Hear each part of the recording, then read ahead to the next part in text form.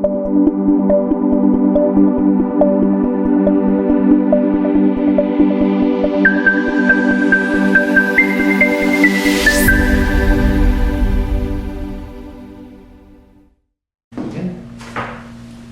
to the Yes Show, a great episode that we're ready to share with you.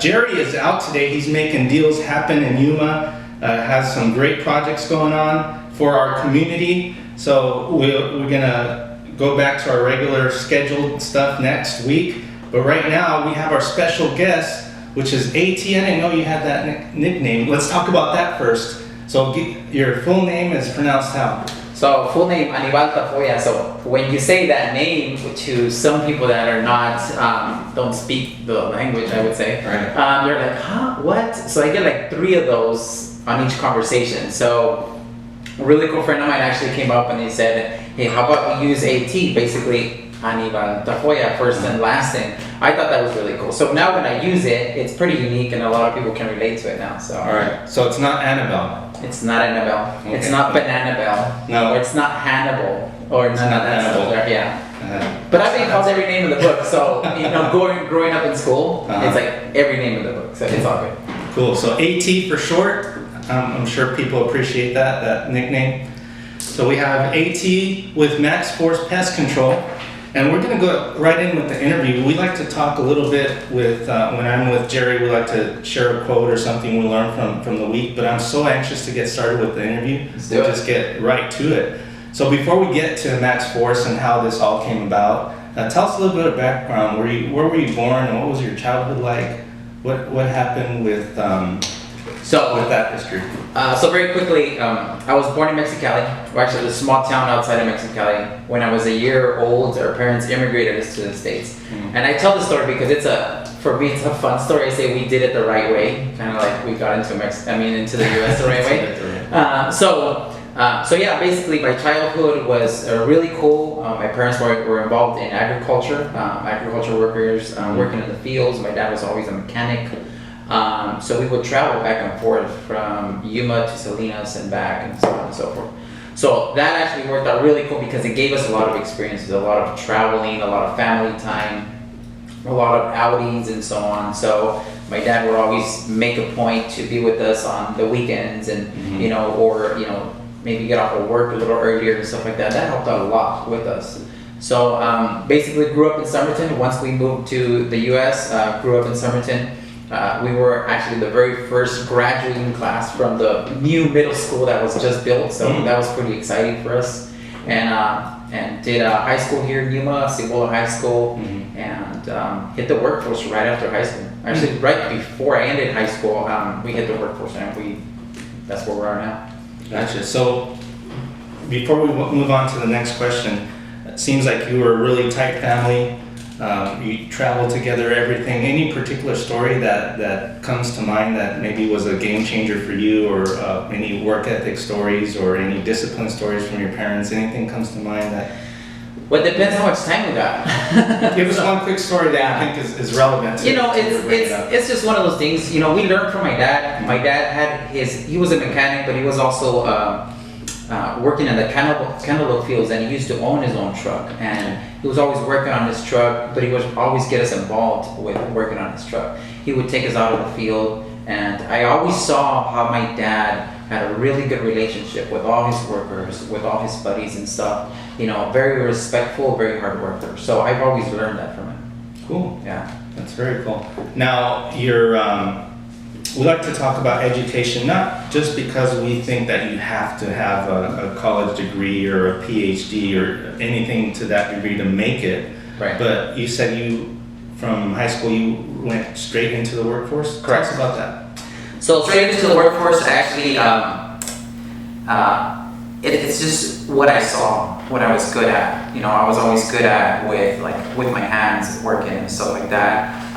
It took me a little longer, I'll just tell you, it took me a little longer to finish high school because I just wasn't high school or school material. For me, it's just something mine was always going other places and stuff. Mm-hmm. So I felt the workforce or going out to work was my best option for that, and that actually worked out pretty good. Started with, we've been in different industries, but in most of the industries that I've been in, I was able to excel and move up in a position, and for me, that's how I felt that I was doing pretty good and being rewarded with that. Very cool. So what was your first job? My very first job was actually at Taco Bell. Taco Bell? Yeah, and I still go out there and eat. Yeah. Yeah. Yeah, my wife worked at Taco Bell, and she got some work ethic from that. So it's very organized and structured, right? Mexican pizzas. Yeah. Oh my god. So yeah, that's always good stuff. Good deal. I won't ask you what's in the meat, but that's another story. Oh, I don't want to know. Like, if it tastes good, like, I'm all over that. We'll leave it at that. We go to San Luis and say, let me get 3 tacos. It's like, what are you eating? It's like, they're just tacos. They're good. But they're good. They're so good. I'm still alive. There you go. So currently, what are you doing? Or before I ask you that, Yeah. if I leave something out that you think is pertinent to our viewers, just feel free to talk about it, because we're kind of going fast here. But okay, so you went from Taco Bell. If you want to say, hey, from Taco Bell I went to this to that, that's cool too. But eventually tell us what you got to get to where Oh yeah. So obviously different industries, and I think one of the turning points, it was just a matter of, I was moving up in positions with work and stuff like that, but just needed to grow, and I felt the need to grow. So I was working for a company, and when I was walking in through like this small and pop grocery store, I still remember, like if it was yesterday, walking into the front doors, they had a huge rack of magazines. And on that huge rack of magazines, out of all the magazines that were there, guns and all that stuff there, whatever, I saw a label that said success. And I was like, what? And it was kind of like something out of a movie where it's like, woo, this just shines over, right? Yeah. So I picked up that magazine. It's from Darren Hardy, really cool magazine, and included was a CD. I've never been a reader, but I've always been a good listener. Like I listen to podcasts all the time, and I call it my own university on wheels, because that's how I learn. I pop in something audio, and I just go with it. And from there, it just kind of, I wanted to push the bar to the next level, to the next level, to the next level, and learn from like the big Jim Rohns of the world, and John Maxwell's of the world, and so on. So that helped out a lot with the structure of the current business that we are in now. So when you looked at that magazine, were you an employee still, or did you already? Oh, I was an employee. Yeah, I was an employee still. So that magazine sparked something in you to say, hey, there's more. There's more to it than just going to work, and just completing your task. And there's more to it than just doing the norm. I think there's more to it, not just in the workforce, but also in life. There's more to it than just waking up at 7 o'clock in the morning or whatever, and just going to work. So yeah, most definitely. So what was the transition from being an employee to actually sparking up this new business? So with the transition, I actually got approached by somebody and offered me a really cool opportunity to open up our own company. And I tossed that around for quite some time, until I said, you know what, let's just do it. Let's just go ahead and do it. I was working for a really good friend of mine, really good friend of mine. It hurt me really to make the change, because I was going to move away from basically his mentoring, but it was a next change in life that I really needed to make, and it turns out to be a really good change. Awesome, awesome. So it seems like pretty smooth sailing. No challenges at all?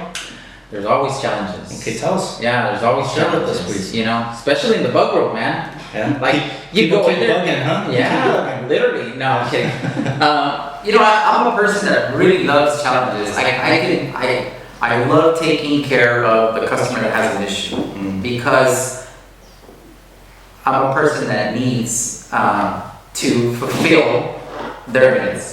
You know what I mean? Yeah, absolutely. Yeah. So basically, if they call us for something, hey, I have an answer, whatever. We go, we treat, and for whatever weird reason, these ants pop up again, then we gotta go back. That's a little challenge or whatnot. But maybe we have that unhappy customer that had bed bugs, and they still have bed bugs 1 month later, but they forgot that we told them that it will take a little bit longer to take care of those bed bugs and stuff like that. I see. Yeah. So there's always challenges. There's always challenges. Just opening up the business in itself, I was very lucky to have people by my side that were guiding me in the right direction. And I'm a person that will ask 1,000 questions, and so I can make less mistakes, and it will take me less time to build something. I'm not afraid to call somebody at 5 o'clock in the morning and ask them about something. So you have that support group that mentors? I do, and they were very, very open and specific and said, whenever you need something, you can always call me. And I do count on those people, you know, and I'm that type of person too. Like, whenever you need something, you can call me weekends, Fridays, Saturdays, Sundays. It doesn't matter because I want to be available for that. So when did you start MaxxForce? So I actually started building the company in October 1st of last year. Okay. So it took me about 2.5 months to actually build, license, logos, trucks, wardrobe, uniforms, all of that stuff there. I went as much as I could with our local community to build our marketing strategies, basically build a business as much as we could from our local supporters. And we did have to outsource a little bit, but I want to say about 90% of our business, how we built it was all done All local. Correct. That's awesome. Now, I know that having a business takes up, how much time does it take out of your day? You have a family? I did. Okay. Children? So I have a lot of people are surprised I'm not because I did it. So I do have my youngest son is 16 years old. Okay. I do have an 18-year-old and I do have a 20-year-old. Okay. So 3 kids. They're super amazing kids, and I do have obviously my wife. I always make a joke out of that too. I'm Mexican and I have 3 kids with the same girl. Not that that's a bad thing, you know, but it's just my upbringing, you know, my family. We were always there. My grandparents, you know, they were always with us too. We grew up in a church environment too, so I'm actually a participant in that. Every other Sunday for the past odd many years, I've participated, actually played piano in our church choir and stuff like that. So that works out really, really good for us. Wow, that's really, awesome. really good guidance. So that kind of transitions into our next question, which is what are your passions? I know that as a business owner and many of the other interviews that we've had, everybody has an outlet. It's not just 100% business. Everybody has an outlet, whether it's a hobby, some other sort of passion. So you play with your on the. So yeah, I mean I've been a musician for quite some years. I'm 37 years old. I was a musician. I started playing music since I was a super kid. I mean, I remember we were 3 or 4 years old, and me and my brother would line up these buckets outside and just bang on these buckets and hold the brooms and act like we were like the Tigres del Norte and stuff like that. That was us, you know, that was us growing up. And we did that through our teenage years and obviously through our adult lives and stuff. So my grandfather was a really good influence for us music-wise. He taught us basically how to play, you know, different instruments. And we just took it from there. So if I do have an outlet, it'll be my family, it'll be music. I do like that a lot, actually. Very cool. Now, when we talked about your passions, as far as your business goes, what do you see as your vision for that business? I mean, when I ask you that question, is many of the entrepreneurs or many people with startups, their vision is either to make ends meet, or I want to be my own boss, or I want to make $1 million. Right. What do you see your vision as with MaxxForce? You know, with MaxxForce, obviously, is feeling a need for the community. When I was first opening up a company, they said there's over 30 pest control companies out there already in Yuma. What are you gonna do? You know, and for me, I did have a vision, and I want to say that 70% of our customers are new customers that have never had pest control before. That's my target market. My target market is people that have never had pest control. The other 10, 15%, 20% is just stuff that we get from other people that would call us, refer us, realtors, and so on and so forth. And that has worked out really, really good for us. Very cool. Right. Now we have, we're going to have another section here for those of you who are listening. I want to know more about, because when I think pest control, Right. I just think, hey, termites or roaches. Basically, that's it. Yeah. Crickets or just spray, get in and get out. Mm-hmm. But then I want to talk a little bit and have some questions on that. But my last question is, by the way, thank you for taking your time to talk to us today. I know you're a very busy man, especially with having a new business. Oh, it's like my that. true pleasure, honestly. Like, I follow you guys all the time, and I was like, what? Really? Like, I'm actually getting this message to be a part of this, and I think it's really cool what you guys do, honestly. And Appreciate what that. you guys bring to the community. Mhm. It's so amazing. We thank you and we're humbled that you're on here. Now, our last question that we have on this segment is, there's a lot of listeners out there who listen to our show that think, am I the right fit to start a business, or can I start a business, or can I be my own boss? What advice do you have for the community to get off the couch and do something? Oh my God, what isn't there? So there's a lot. Like, honestly, I would say just start. Like, just start. Trust yourself. Yeah, trust yourself and start. If you want to start a business, whatever business it is, you have to start. If it's selling hats, Mhm. find somebody that can embroider some hats, make up a logo, really cool logo, and go out there and hustle. Mhm. But don't do it 9 to 5. Don't quit your 9 to 5. Mhm. I get this advice from other people. I don't come up with all this stuff. Mhm. But, do it when you get off of work. Mhm. Yeah, you do work for 8 hours, but what do you do for the rest of your Right. time, right? Mhm. Are you like not being productive? So if you want to start, just get it done. Just do something. Just run with it. That's awesome advice.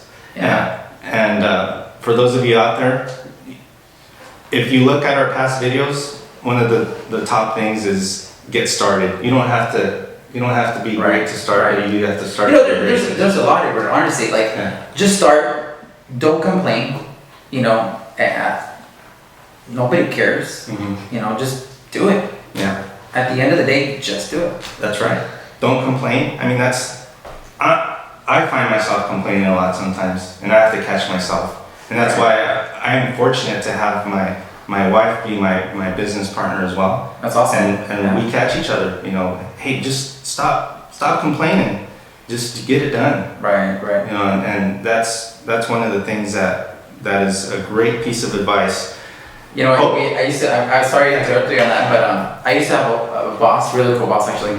He used to say, like, he would give us like an agenda, 1,000 things to do, right? And we would get 900 done. And he would say, why isn't there 1,000 things done, right? Wow. It's like, there's no excuses, just results. That's what I want to see. So, if you live your life by that, obviously you're going to have failures. Obviously, you're not going to hit 100% of your goals or whatnot.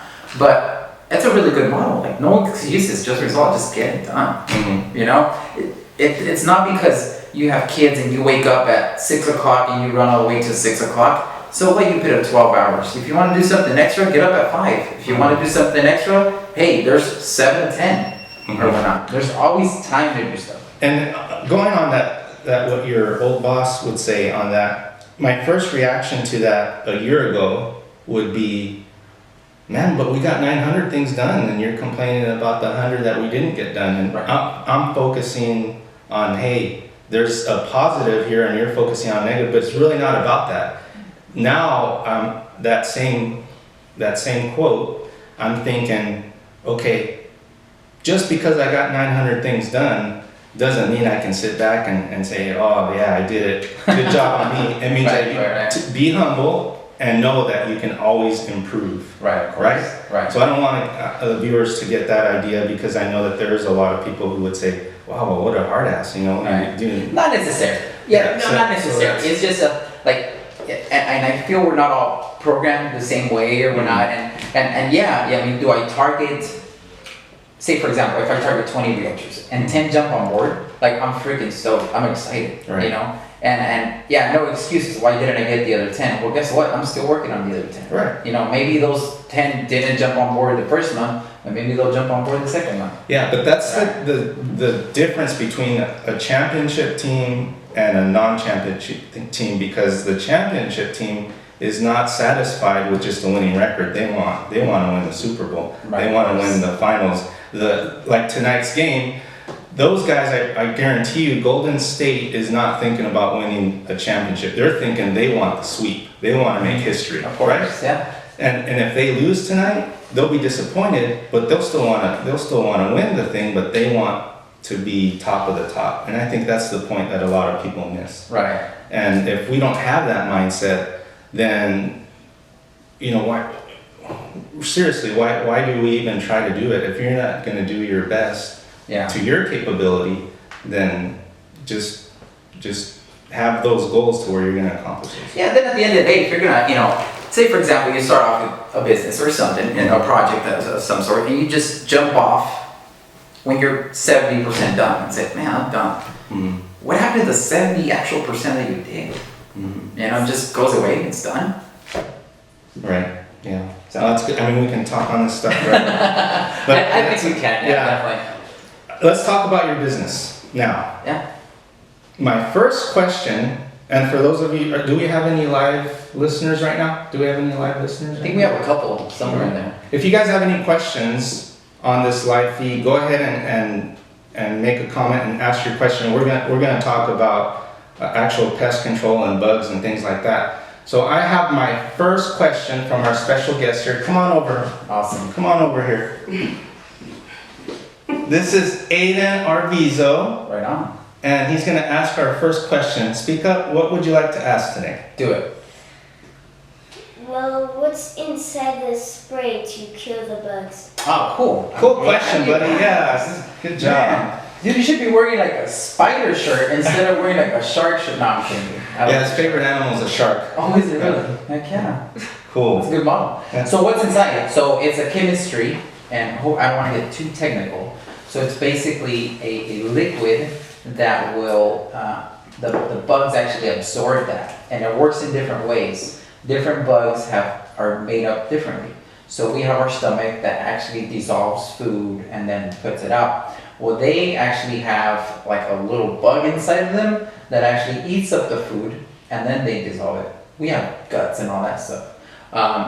So what those materials do is they eat it and it kills that bug and then they can't dissolve the food and then they die because they blow up. Other materials actually gets on their skin and it acts like little knives and it'll start cutting up their skin and they dry up. So that's why sometimes you'll find them all dried up. So it's just different chemistries. Cool. Thank you, buddy. You like that answer? Yeah? Alright, cool. Let's go kill some bugs, huh? Yeah, I didn't even know that. So we have a question from another special guest. Wow. Alright. We have Giselle Arvizo here. Miss Giselle, what is your question? Love it here. Thank you. Is it pet friendly? Is it pet friendly? Yeah, the spray. So yes, it is. There's a lot of stuff. There's a lot of stuff out there that is pet friendly. To be quite frank, there's a lot of stuff out there that is more. There's more stuff out there that's pet friendly that it's not. We choose to go with materials that are pet friendly. A lot of our customers do have dogs and cats and birds and so on and so forth. So we're not actually spraying the dog or spraying the cat. What we have them do is actually put their pet somewhere where the material, where they're not going to get into the material. Because I don't know if do you guys have pets? What do you guys have? We have 2 cats. You have 2 cats. Do they ever lick anything?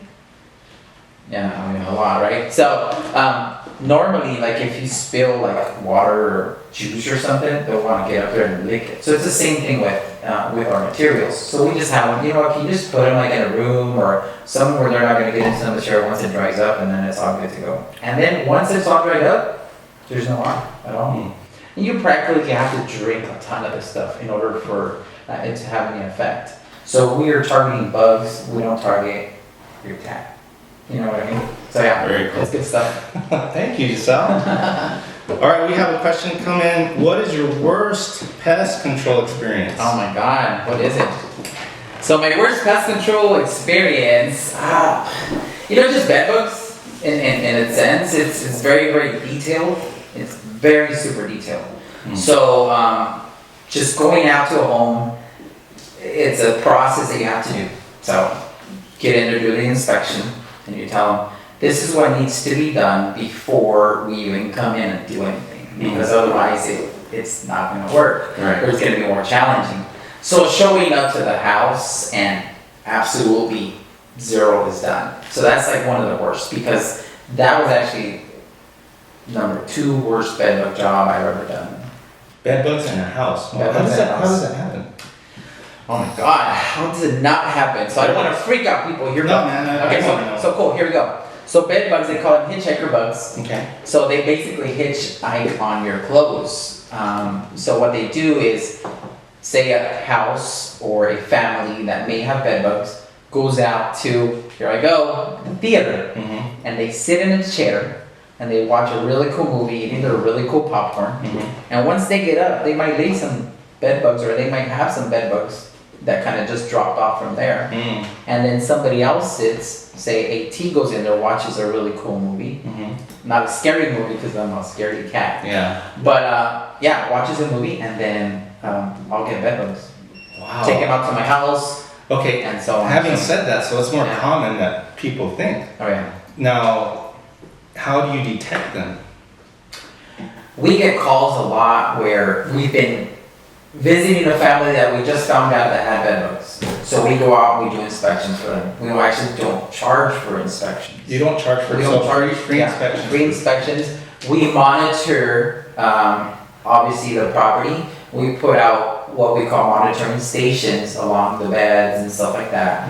And that helps out. I mean, they're gonna be along the beds, they're gonna be along the couches, chairs and so on. Those are all key areas that we actually inspect. Why, probably pet owners are more at risk, or? I'm sorry? Are pet owners more at risk? No. No? No. Just anybody in general. Okay. Wow, that's very interesting. So we have another question that came in. What's your worst fear when it comes to pest control? What do you fear running into? God, Spiders? I don't have one. You don't have one. I don't. You're fearless. Yet you won't watch a scary movie. I don't watch a scary movie. Wow. Yeah. If it's scary about roaches, then I'll watch it. But no, I'm kidding. Honestly, I wish I could answer that, but I don't want to BS. Like, I'm not afraid of like a black widow or a tarantula. Snakes? I will tell you what freaks me out though is when I see something like on an insect. It may be a roach. You know, when I'm like, for example, Unexpected. I'll check underneath like a kitchen cabinet Mhm. and I may not see something, and all of a sudden like boop, something will pop up. Mm. That freaks me out. Something Yeah. that startles you. But I can crawl underneath a mobile home with no, you know, I tell my wife, it's like, it's so crazy how comfortable I feel underneath a mobile home, or how comfortable I feel up on top of a roof doing an estimate for birds and stuff. Mhm. But it's just what it is, yeah, that's, I don't think you. Okay, you would wanna be birds. afraid. Birds. So, I know this, like at my house, which by the way, my wife told me that you're door knocking. You actually knocked on my on my home and you gave a flyer saying, I hey, thought that notice- was you. I noticed, you said something about spiders or something. Okay, yeah. So you really practice what you preach, man. That's awesome. But let's talk about birds. Yeah. We have like a lot of pigeons. I don't know. I'm not a bird watcher, bird guy, but Right. we see a lot of poop in a particular area. So do you take care of that stuff too? We do, yeah. Okay. Yeah, one thing to learn about birds is that once they're born in a particular area, birds won't leave, especially pigeons. They're relentless, they won't stop, they will be there till the day that they die, and then they'll keep breeding as much as obviously possible. Mm. So the best thing is, honestly, is just trap the birds, take them out to a place where they're not gonna come back. Mm. And then from there, exclude the area. What we use is, pigeon spike, we use netting of some sort. So basically get them out of the areas where they don't come back. And if they do come back, they won't feel comfortable, they'll actually leave. Hmm. Very, very interesting. So I think, does that wrap up all the questions? Oh, we have more questions. Awesome. More stuff. How would you handle wasp nest? Oh in my the attic? god. So check out my Facebook video. I actually made a video with like handling a wasp nest. So there's one on there. Just check out my Facebook. It's Cool. MaxxForce Pest Control on Facebook. You'll find us there. Really cool stuff. It's actually like a high-speed video. I was trying to be like a little videographer and stuff, and I put some music in the background and stuff. But there's a video on there. But yeah, we do handle those. Bees, we handle that on an emergency basis too. Okay. So hey, can you guys come out like right now? Our schedules are very flexible and our customers are very understanding Hmm. that when an emergency pops up, they're really cool about that. Very cool. What a prank kid. Do you ever prank kids with bugs? Do I ever? No, I think I've done it to my tech though. I do have a technician that sometimes I pull some prank on her.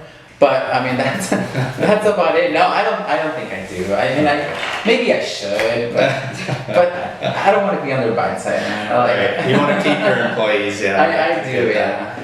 Yeah. So, is there any other? Okay. So no more questions. You just mentioned a little bit about your website, but how can people find you? Where do they find you? How do they get a hold of you? You know, social media. Okay. I'm very present on that. Okay. I think I have a really good rating with the response time. And it's just where the market has taken us and where we felt to fill a need. So social media, you know, MaxxForce Pest Control. Okay. Our website, super easy, maxxforce.co. It's not a .com, it's a .co. You know, we're all over the place. We're actually on Yelp.